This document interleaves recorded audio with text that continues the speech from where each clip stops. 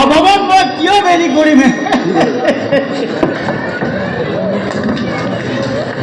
হেৰা অভিয়ে মোক কি কৈছে জানা? কি কৈছে? আলোচনা কৰে কথাটো ময়ো শুনিছোঁ। তুমি ক'ত শুনিলা? বাদলে মোক কৈছে আৰু সেইকাৰণে মই এটা কথা ভাবিছোঁ। ঘটনাটো হোৱাৰ পাছত বিকাশে প্ৰায় ঘৰৰ ভিতৰত সোমাই থাকে। ঘৰৰ ভিতৰত আমাৰ মাজত হাঁহি ধেমালি কথা বতৰা চলে যদিও অফিচলৈ অহা যোৱা কৰাৰ বাহিৰে বিকাশে এনে বাহিৰলৈ নাযায়।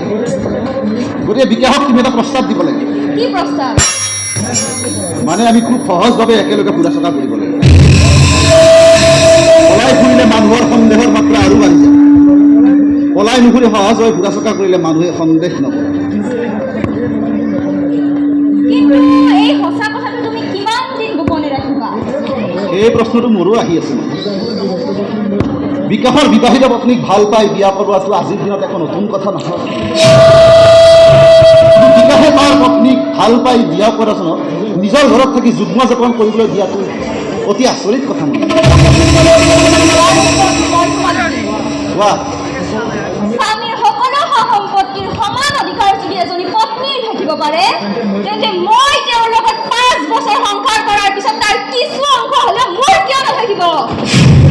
অধিকাৰ আছে আৰু অধিকাৰ থাকিবই লাগিব, কাৰণ তেওঁৰ ঔৰসজাত সন্তান মোৰ গৰ্ভত এতিয়াও আছে।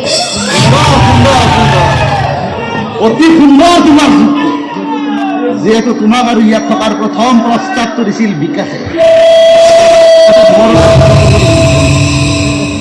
এই গোপনতা কিমান দিন আন্ধাৰত লুকাই থাকিব মনিষা? কিন্তু মনিষা বিকাশক দেখিলে মই সহজ হ'বলৈ চেষ্টা কৰোঁ সঁচা, কিন্তু মোৰ কিবা এটা কঁপনি উঠে মনিষা। মই যেন তাৰ ওচৰত দোষী। তুমি বৰ চেণ্টিমেণ্টেল। ইমান দিন ইয়াত একেলগে থকাৰ পিছত এতিয়া আবেগক প্ৰশ্ৰয় নিদিবা। নহয়, আবেগিক নহয় মনিষা। কেৱল বিকাশৰ আবেগখিনি দূৰ কৰাৰ চেষ্টা কৰিব লাগে। সেইখিনি তোমাৰ সৰলতাৰ ওপৰত নিৰ্ভৰ কৰিব। আৰু সেইকাৰণে মই এটা কথা ভাবিছোঁ, বিকাশৰ লগত মই ক'ৰবালৈ যাম, অলপ ঘূৰিম, কথা পাতিম আৰু কথা পাতি পাতি বিকাশৰ আবেগখিনি দূৰ কৰাৰ চেষ্টা কৰিম।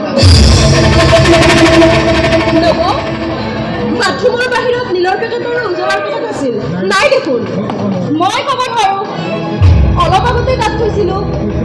থৈছিলা যদি মই তাৰ পৰা আনি লুকুৱাই থ'লো নেকি? লুকুৱাই থোৱা বুলি কোৱা নাই, সুধিছোঁ তুমি কিবা জানা নেকি? মই তোমাক প্ৰথমবাৰ সুধোতেই ক'ব নোৱাৰোঁ বুলি কৈছোঁ, তাৰপিছত আকৌ কিয় বাৰে বাৰে সুধি আছা? কথা সুধিলে মানুহে আঘাত পোৱাকৈ কথা সুধিব নাপায়। মই তোমাক কি আঘাত দিলোঁ? চুৰি বা কটাৰীয়ে দেহত আঘাত কৰিলে তেজ ওলায়, কিন্তু মুখেৰে আঘাত কৰিলে তেজ নোলায়।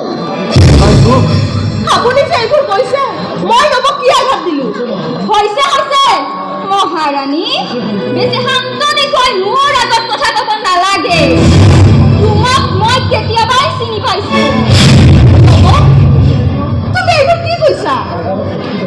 দাদাৰাক ভক্তি দেখুৱাবলৈ গৈ তুমি আনক অপ্ৰিয় ভোজন কৰা খুব পাকৈ। নব, মই তোমাক চাই পাৰি নীলৰ পেকেটটোৰ কথা সুধিবলৈ অহা, তুমি এইবোৰ কি কৈছা? এতিয়া যোৱা, তোমাৰ যি কাম আছে তাকে কৰা, আমাক ডিষ্টাৰ্ব নকৰিবা। যোৱা তুমি, যোৱা। মোৰ কাম মই কৰিম, তাতে আৰে মাত নামাতিলে মই ভাল পাওঁ। কি তুমি আৰু মান বুলি ক'লা? তোমাৰ অনুগ্ৰহত মই ইয়াত থকা নাই, তুমিহে মোৰ অনুগ্ৰহত ইয়াত আছা। মই মোৰ দেউতাৰ ঘৰত আছো, আৰু এইখন মোৰ দেউতাৰ ঘৰ, আৰু এইখন মোৰ স্বামীৰ ঘৰ। কোন তোমাৰ স্বামী? তেওঁ তোমাৰ দাদা, আৰু সেইজনেই মোৰ স্বামী। মোৰ দাদা এতিয়া তোমাৰ স্বামী নহয়, আৰু তোমাৰ স্বামী শুনিবলৈ ইয়াত কোনেই নাই। তাৰ মানে মোক তুমি 12 মিনিট জানা? এই 12 মিনিটৰ ৰাস্তাত থকা এজন চৰিত্ৰহীন লোক। অভিমান যদি কৰিছে,